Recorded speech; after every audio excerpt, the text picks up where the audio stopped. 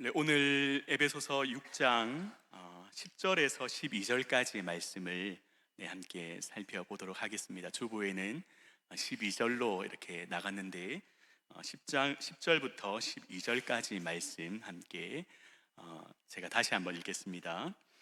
끝으로 너희가 주 안에서와 그 힘의 능력으로 강건하여지고 마귀의 관계를 능히 대적하기 위하여 하나님의 전신갑주를 입으라. 우리의 씨름은 혈과 육을 상대하는 것이 아니요 통치자들과 권세들과 이 어둠의 세상 주관자들과 하늘에 있는 악의 영들을 상대함이라. 아멘. 여러분, 이 에베소서가 기록된 에베소라는 이 도시는 그 소아시아 서쪽에 해안가에 있는 항구 도시였습니다.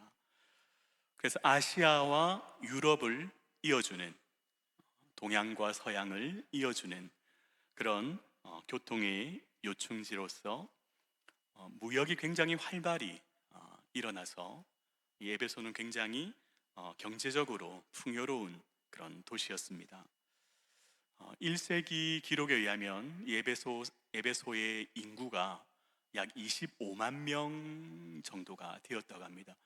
요즘 25만 명이면 그렇게 많지 않은 숫자이지만, 그런데 이 당시 25만 명이면 로마 제국에서 세 번째로 큰 도시에 해당될 정도로 로마 제국에서 굉장히 중요한 그런 도시 중에 하나였습니다. 이 에베소라는 도시는 굉장히 문명화된 그런 도시였습니다. 그러니까 고대 3대 도서관이라고 불렸던 셀수스 도서관이 거기에 있었고, 또 2만 5천여 명을 수용할 수 있는 그런 원형 극장이 있었습니다. 그리고 그 당시에 뜨거운 물이 나오는, 그러니까 수로가 굉장히 발달되어서 뜨거운 온수와 냉수가 나올 수 있는 공중 목욕탕이 있었다고 합니다. 그리고 공중 화장실이 있었을 정도로 굉장히 기술과 문명이 발달한, 오늘날로 치자면 최첨단 도시라고 할 수가 있습니다. 무엇보다 이 에베소라는 도시는 종교적인 그런 도시였습니다. 많은 신전이 있었는데 그 중에서 이 에베소 사람들은 아데미라는 여신을 섬겼습니다. 여기에서 사진을 이렇게 보면 이제 이게 아데미 여신상인데, 특징은 이 앞에 이렇게 가슴이 24개가 이렇게 달려 있습니다. 그러니까 왜냐하면 풍요와 다산을 주관한다라고 이렇게 믿었기 때문에 아데미 여신을 주로 구원자로, 또 우주의 여신으로, 또 신중의 신으로 그렇게 믿었습니다. 그리고 이 아데미 여신을 모셨던 그 신전은 지금은 뭐 기둥이 한 2개 정도밖에 남아 있지 않더라고요. 근데 이제 고대 기록에 의해서 이제 예상도가 이렇게 찾아보니까 이 아데미 신전은 그 고대 7대 불가사의 중에 하나로 불릴 정도로 그 규모가 엄청났습니다. 대리석으로 만들어졌는데 축구장보다 더 큰 크기였고, 그리고 기둥이 무려 18m나 되는 기둥이 127개로 만들어졌다고 하니, 그러니까 어마어마한 그런 규모였던 것입니다. 근데 이 아데미 신전에서 은행 업무도 감당을 했기 때문에, 그러니까 이 아뎀이라는 이 우상이 어떻게 보면 이 에베소라는 도시에서 어떤 경제와 문화와 어떤 그 사회를 주도하는, 그러니까 엄청난 영향을 미쳤던, 그래서 어떻게 보면 에베소에 사는 사람들의 모든 영역을 지배하고 있었다고 해도 과언이 아닐 정도로 그 영향력은 엄청난 것이었습니다. 이런 영향력을 잘 보여주는 사건이 사도행전 19장에 이렇게 등장을 하는데, 바울이 2차 전도 여행 때 이 에베소라는 지역에 잠깐 이렇게 방문을 하고 돌아갑니다. 근데 이제 3차 전도 여행 때 이제 처음에 이곳을 들러서 이제 본격적으로 그 회당에서 말씀을 가르치다가 이제 비방하는 사람들이 이렇게 생겨나자 그 장소를 두란노 서원으로 이렇게 옮겨서 그 두란노 서원에서 약 2년 동안 하나님의 말씀을 강론을 했는데 그 결과 놀라운 그런 기적과 이적이 일어나게 됩니다. 하나님께서 바울의 손으로 능력을 행하셨는데 바울이 쓰던 손수건, 입던 앞치마를 가져다가 그 사람들 위에 얹게 되면 병이 떠나가거나 귀신이 떠나가게 되는 그런 놀라운 역사들이 나타나게 된 것입니다. 그래서 바울은 이 놀라운 역사의 결과를 이렇게 설명을 하고 있습니다. 사도행전 19장 20절 말씀에 보면 이와 같이 주의 말씀이 힘이 있어 흥황하여 세력을 얻으니라. 하나님의 말씀이 힘이 있어 능력이 있어 하나님의 나라가 흥왕하고 확장되어 갔다라고 설명을 하고 있습니다. 이 결과로 인해서 이 에베소 사람들이 자복하며 믿는 사람들이 많아지게 됩니다. 그리고 그들이 가지고 있었던 주술책, 마술책을 가져다가 불에 태웠는데 그 책값만 계산하니까 은 5만 양이나 되는, 은 5만이나 되는 엄청난 양의, 그만큼 그 도시가 어떤 마술과 주술의 어떤 영적인 것들에, 초자연적인 그런 것들에 사로잡혀 있었다라는 의미인 것이죠. 그런데 이 바울의 선교 사역으로 인해서 이런 많은 역사도 나타났지만 큰 소동이 일어나게 됩니다. 그곳에 이제 데메드리오라는 은장색이 있었는데, 그러니까 이 은으로 세공을 해서 그 아데미 여신 신상을 만들어서 이렇게 파는 사람이었습니다. 그래서 만드는 사람이나 그것을 판매하는 사람들에게 큰 이익을 가져다 주어서 굉장히 풍족한 삶을 살도록, 그렇게 누리도록 하였는데 바울의 선교 사역 때문에 어떻게 되겠습니까? 신상이 팔려나가지 않으니까 큰 손해를 보게 되고, 일로 인해서 그 생업이 위협을 받게 되는 그런 소동이, 일이 일어나게 됩니다. 그래서 이 데메드리오가 사람들을 선동해서 바울 일행을 잡아다가 원형 극장으로 끌고 갑니다. 해코지하려고. 근데 이 데메드리오가 사람들을 선동할 때 했던 말이 굉장히 재미있습니다. 사도행전 19장 27절 말씀에 보면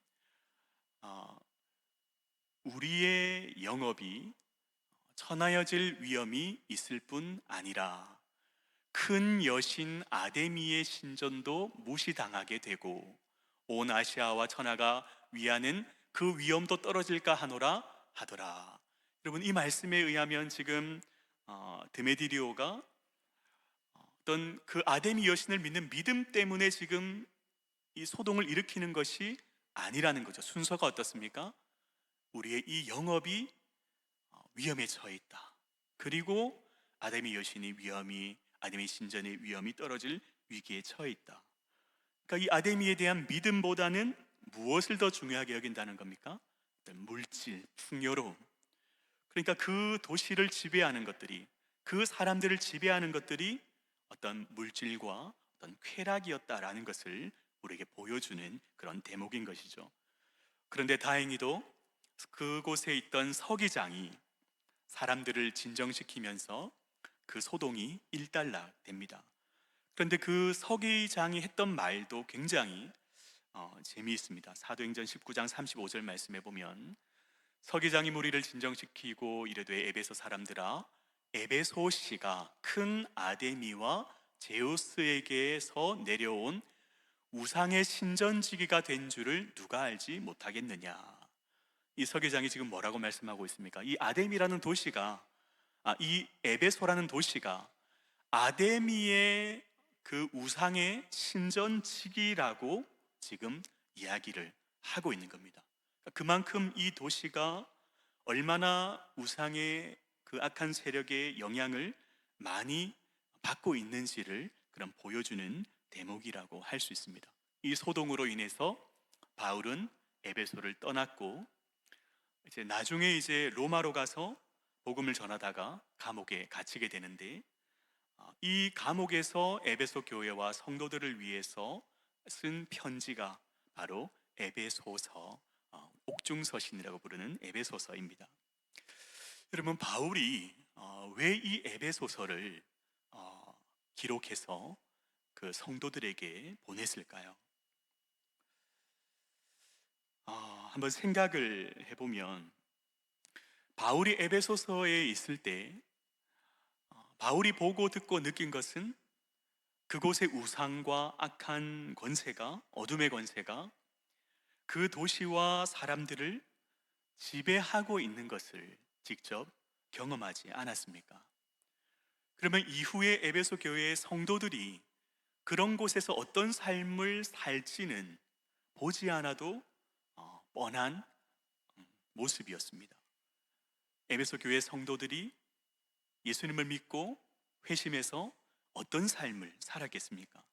여전히 아데미와 그 신전의 영향 아래에서 어떤 우상 숭배의 유혹과 어떤 성적인 쾌락의 유혹과 어떤 물질의 그런 수많은 유혹을 받지 않았겠습니까?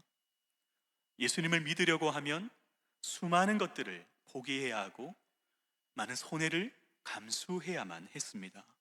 그들이 믿고 있는 것과 실제의 삶 속에서의 그 현실은 달랐기 때문에 사람들과 충돌이 일어나는 겁니다. 종교적으로 맞지 않았기 때문에, 또 사회적으로도 가치관이 다르기 때문에 많은 갈등이 일어났을 겁니다. 그리고 문화적인 어떤 충동들이 일어나면서 수많은 갈등을 겪지 않았겠습니까? 이런 수많은 유혹과 갈등 앞에 그 성도들은 아데미를 따랐던 그 과거의 삶과 하나님을 따르고 있는 현재의 삶 가운데서 어떤 고민이 되지 않았겠습니까? 특히 아데미를 따르는 사람들이 여전히 풍요롭고 잘 사는 모습을 볼 때면 아마 그 고민이 더 커져만 갔을 것 같습니다.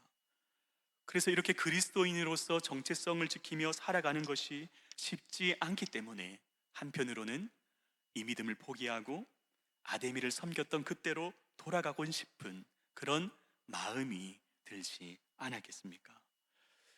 그런데 여러분, 오늘 이 에베소라는 도시와 또 에베소 교회 성도들의 이런 모습을 보면 오늘을 살아가고 있는 우리의 모습과 굉장히 비슷하다, 공감이 된다라는 것을 우리가 발견하고 느끼게 됩니다.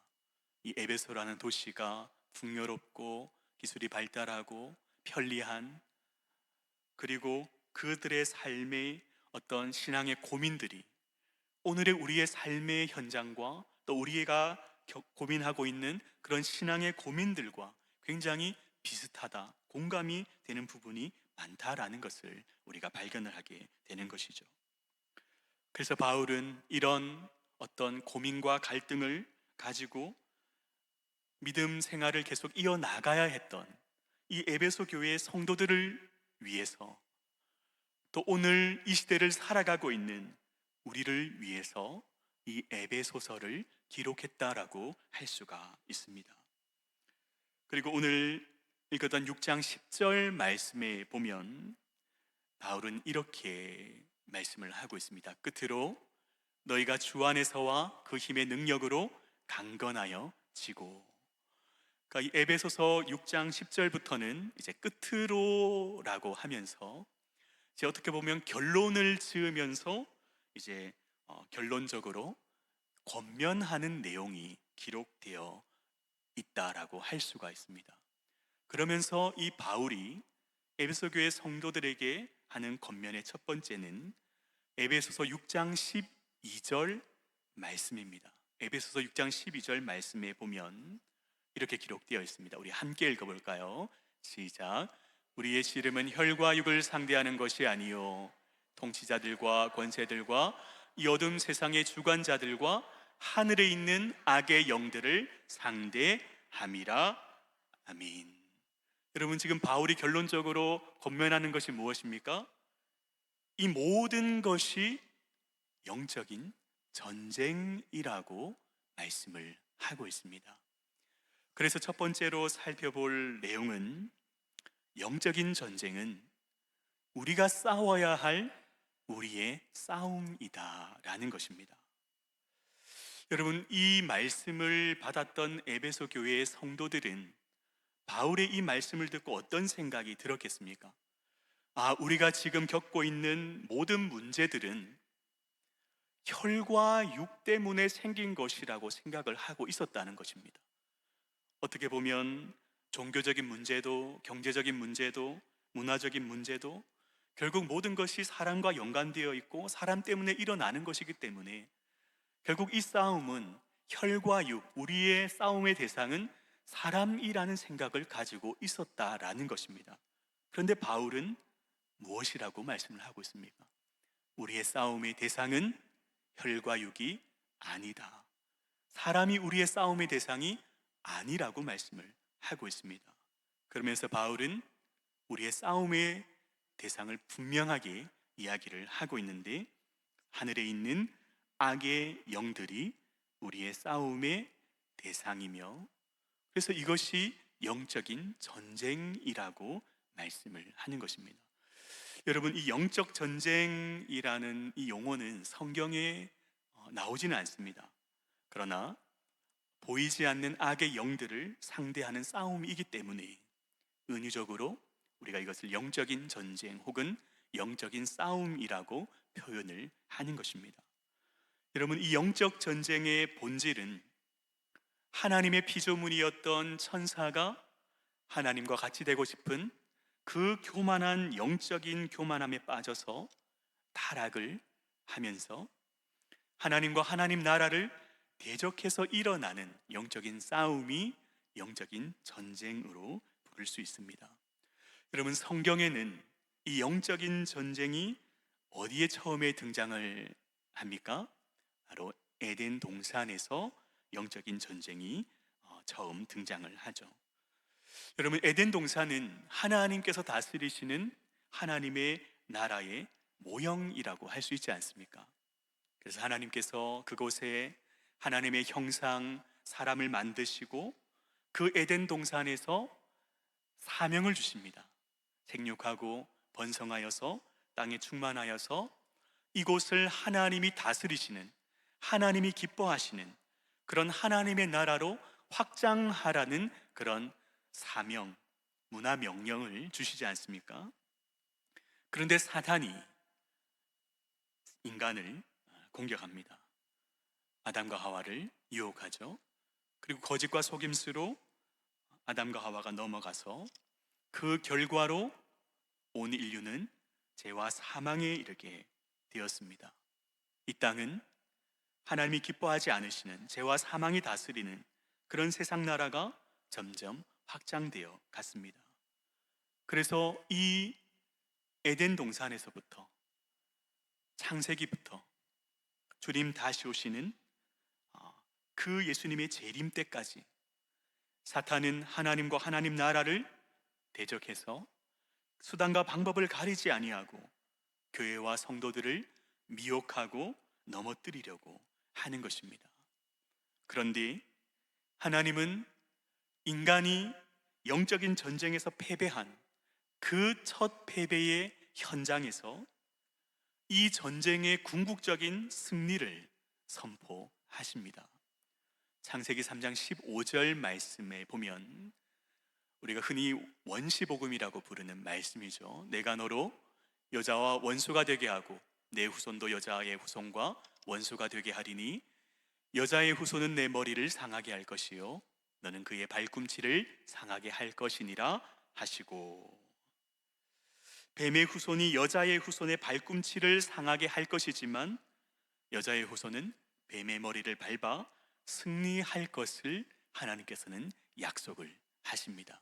이 약속은 여자의 후손으로 오시는 예수 그리스도께서 십자가에서 죽으시지만 곧 죄와 사망의 권세를 이기시고 부활하심으로 사단의 그 권세를 이기시고 승리하심으로 이 언약이 성취되었습니다. 그런데 예수님 승리하셨다면 이 영적인 전쟁이 끝나야 되지 않습니까? 그런데 왜 아직까지 사탄은 교회와 성도들을 넘어뜨리려고 활개를 치고 있는 것일까요? 왜냐하면 우리는 이미와 아직의 어떤 긴장의 사이에 있기 때문입니다. 여러분, 예수님의 초림으로 하나님의 나라가 임했다라고 성경은 말씀하지 않습니까? 그러나 아직 완전히 하나님의 나라가 임한 것은 아닙니다. 언제 하나님의 나라가 완전히 임합니까? 예수님 다시 오시면.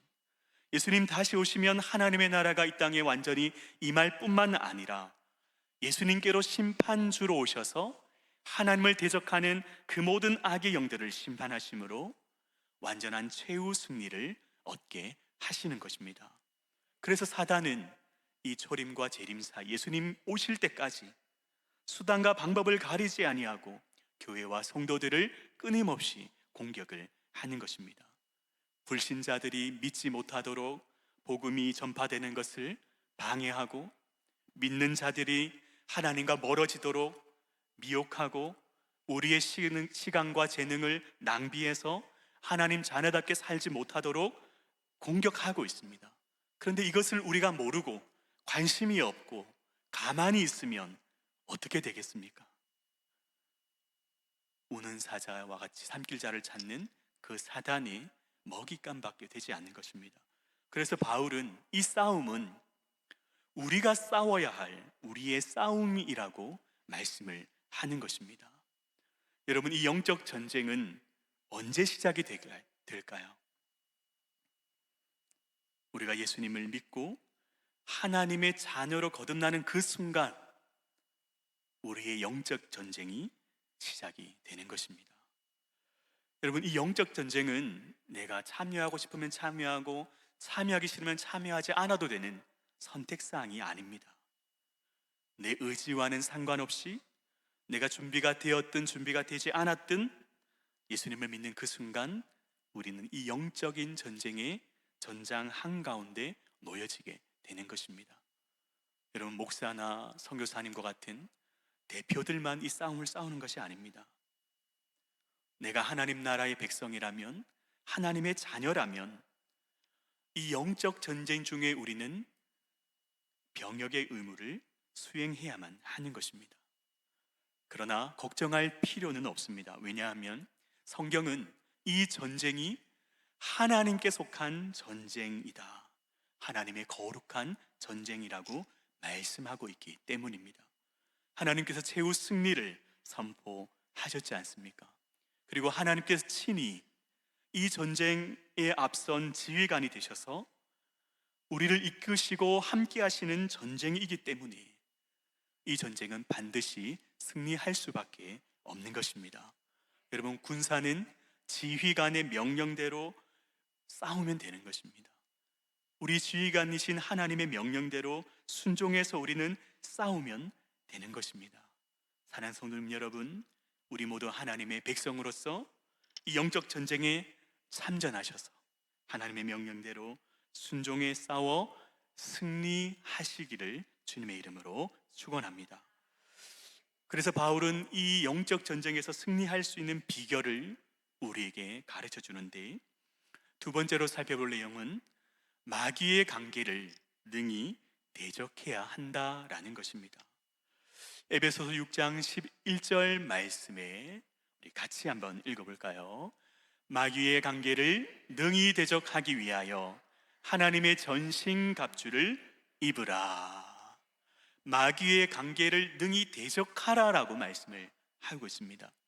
여기에서 관계라는 이 단어는 그 헬라어 원어가 어떤 의미가 있냐면 계획을 세우는 겁니다. 어떤 계획을 세우냐면 속일 의도로 계획을 세우는 것을 의미합니다. 그런데 이 관계라는 원문에는 이 단어가 복수로 쓰여지고 있습니다. 그러니까 한 가지 방법이 아니라 다각도로 다각적인 차원에서 여러 가지 방법을, 새로운 전략을 계속해서 세워나가는 것을 의미하는 것입니다.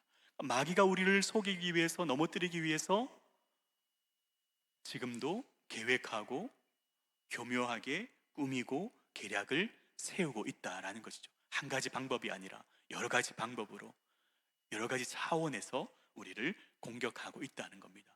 근데 존 메가더라는 신학자는 이 단어가 맹수가 먹잇감을 사냥할 때의 모습을 묘사할 때 이 단어가 사용되었다라고 그렇게 이야기를 합니다. 여러분, 맹수가 사냥감을 사냥할 때 한번 보셨습니까? 예전에 동물의 왕국인가요? 그런데 보면은 맹수가 이렇게 처음부터 달려들지 않지 않습니까? 어떻게 합니까? 멀리서 이렇게 지켜봅니다. 주시하고 있죠. 그러면 먹잇감이 방심하거나 어떤 약점이 보이면 그 틈을 놓치지 않고 맹렬히 달려들어서 사냥을 하지 않습니까? 여러분, 이처럼 사단도 우는 사자와 같이 삼킬 자를 찾고 있다라고 말씀을 합니다. 우리를 주시하고 있습니다. 우리의 약점과 빈틈을 보일 때까지 집요하게 노리고 있다가 우리가 조금만 약점과 빈틈을 보이면 수단과 방법을 가리지 않고 맹렬히 공격하는 것입니다. 여러분, 이 영적 전쟁이 나와는 상관없다라고 혹시 생각하는 분이 있으십니까? 내 삶은 평안한데 나는 이 영적인 전쟁과 무관해. 여러분, 예수님께서 사단이 예수님을 넘어뜨리기 위해서 공격을 했지 않습니까? 예수님을 넘어뜨리려고 했던 그 사단이 우리를 가만히 내버려 두겠습니까? 그런데 이 사단은 자신의 모습을 드러내지 않습니다. 양의 달을 쓴 늑대와 같이 성경에는 어떤 광명한 천사의 모습으로 위장해서 접근해서 미혹하고 공격을 하지 않습니까? 그리고 이 사단의 무기는 거짓과 속임수입니다. 여러분, 이런 사단의 어떤 전략을 잘 보여주는 한 가지 예가 있는데요. 여러분, 혹시 이 말을 혹시 들어보셨습니까? 케데헌. 네, 들어보셨습니까?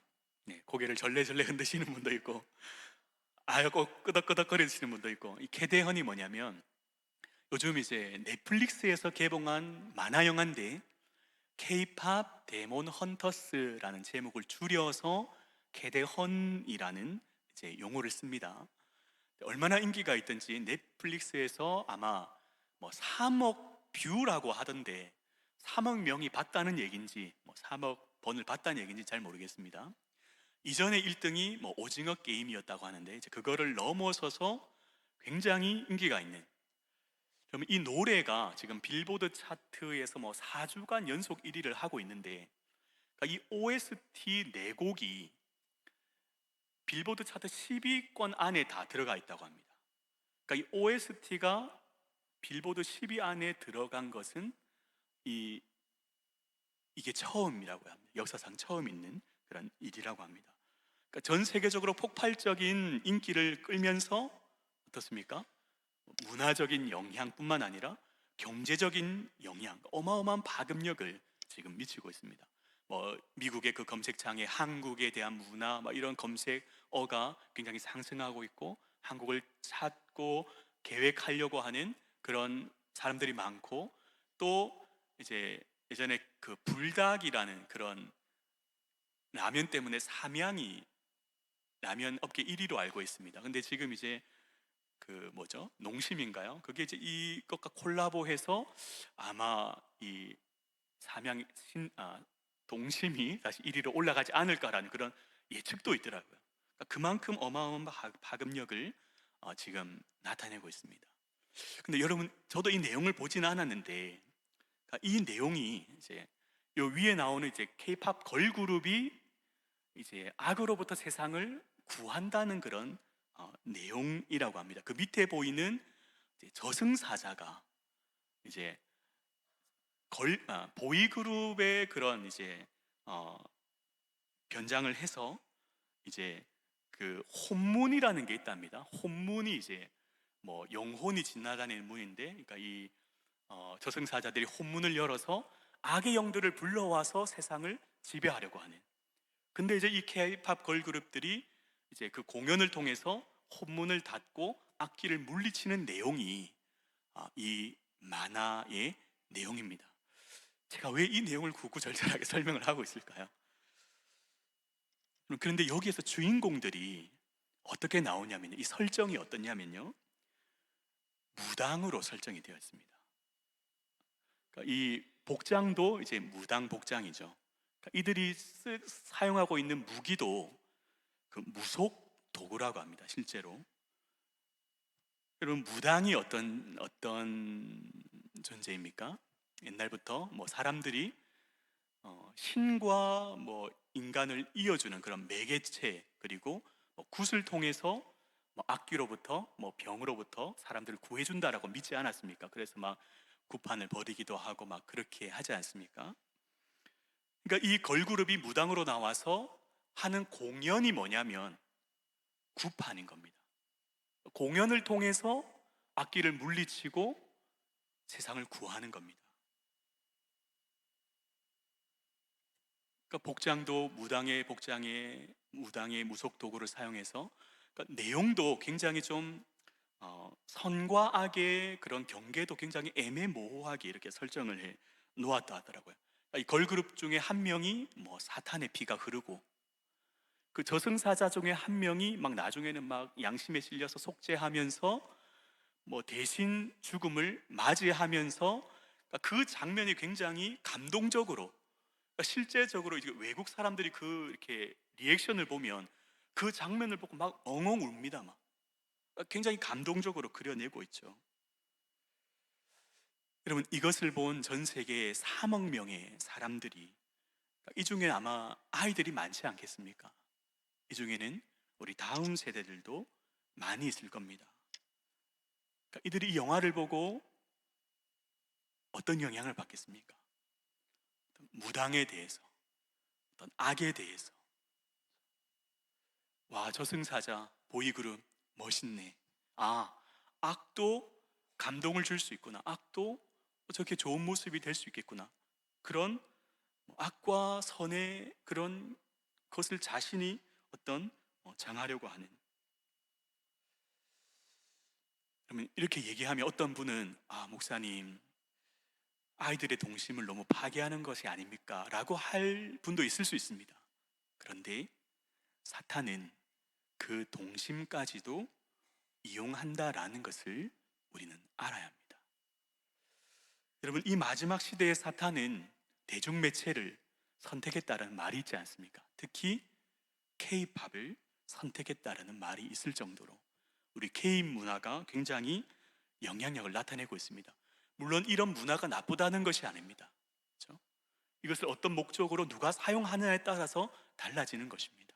사단이 K 문화를 이용해서 나쁜 문화 목적으로 사용한다면, 여러분, 이런 문화가 어떻게 보면 전 세계적으로 종교적으로, 경제적으로, 사회적으로, 더 나아가서 정치적으로 엄청난 영향을 발휘하고 있는 그런 시대에 우리는 살아가고 있다라는 것입니다. 그런 이런 시대에 우리가 이런 사단의 관계를 대적하지 않으면 사단의 먹잇감밖에 되지 않는 것입니다. 그런데 바울은 오늘 이 본문의 말씀을 통해서 우리의 힘으로는 이 마귀의 관계를 이길 수 없다라고 말씀을 하고 있습니다. 그래서 우리에게 뭐라고 권면을 하고 있습니까? 강건하여져라, 그리고 하나님의 전신갑주를 입으라라고 권면을 하고 있는 것입니다. 근데 오늘 시간상으로 강건하여져라, 그래서 세 번째로 살펴볼 내용은 주 안에서 그의 힘의 능력으로 우리는 강건해져야만 하는 것입니다. 여러분, 에베소서 6장 10절 말씀 우리 같이 한번 읽어보겠습니다. 우리의 씨름은 혈과 육을 상대하는 것이 아니요. 네.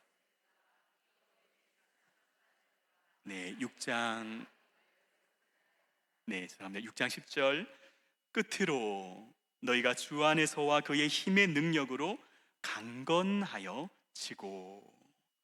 여러분, 여기에서 강건하다라는 이 동사는 수동태형을 사용하고 있습니다. 그러니까 수동태라는 것은 우리 스스로 능동적으로 강건해질 수 없다라는 거죠.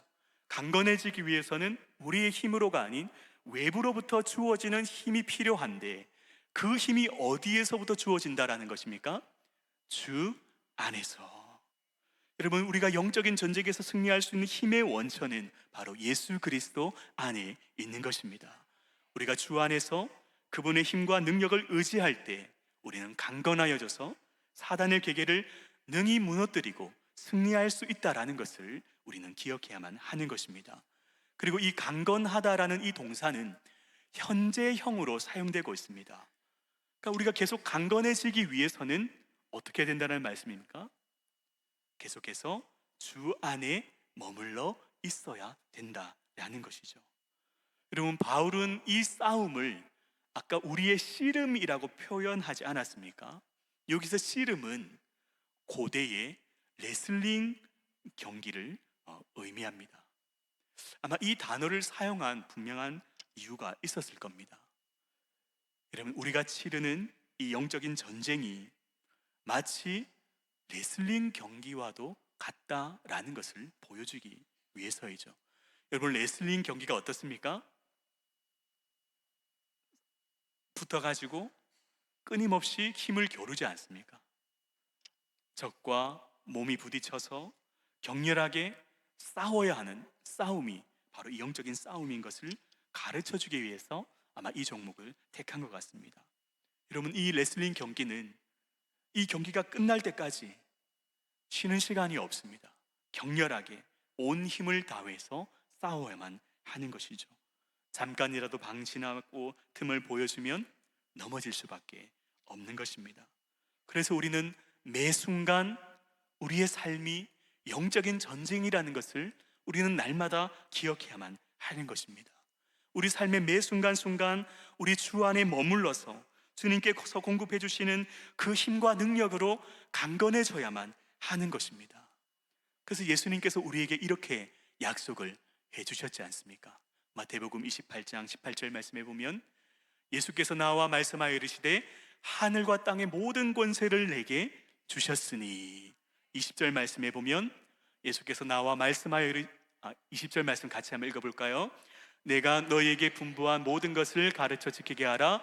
볼지어다 세상 끝날까지 너희와 항상 함께 있으리라 하시니라. 아멘. 사랑하는 성도님 여러분, 우리를 위해 십자가에 죽으신 예수님은 죄와 사망의 권세를 이기시고 부활하셔서 지금도 내 안에 살아 역사하는 줄 우리는 믿습니다. 하늘과 땅의 권세를 가지신 그 주님 안에서 우리가 매 순간 그분의 힘과 능력으로 강건하여져서 우리를 넘어뜨리려고 하는 그 마귀의 관계를 날마다 분별하고 능히 대적할 수 있기를 주님의 이름으로 축원합니다. 그래서 우리 삶이 매 순간 이런 영적인 치열한 영적인 전쟁 가운데서 날마다 주님을 의지하면서 승리하는 삶을 살아가시는 주님의 군사가 되시는 우리 성도님들 되시기를 주님의 이름으로 축원합니다.